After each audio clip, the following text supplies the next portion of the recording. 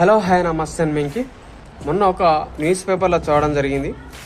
1,00,000 ఇందిరమ్మ ఇండ్లు గృహప్రవేశాలని మన పొంగిలేటి శ్రీనివాసరెడ్డి అనడం జరిగింది. వచ్చే ఏడాది మార్చి కల్లా 1,00,000 ఇందిరమ్మ ఇండ్లు గృహప్రవేశాలు చేస్తానడం జరిగింది. ఈ లక్ష కాకపోయినా ఈ 50,000 ఇందిరమ్మ ఇండ్లు గృహప్రవేశాలు చేసిన నేను గుండుకి ఇక్కుంటా.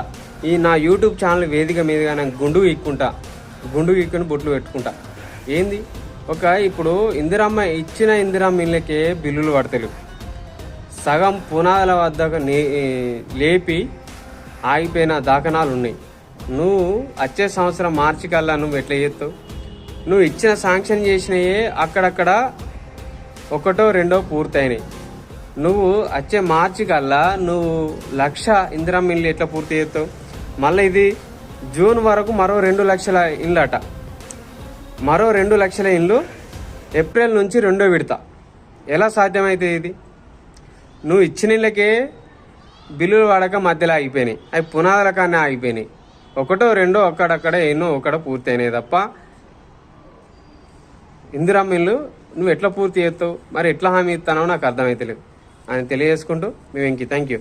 నా ఛానల్ లైక్ చేయండి, షేర్ చేయండి, సబ్స్క్రైబ్ కొట్టండి. Thank you.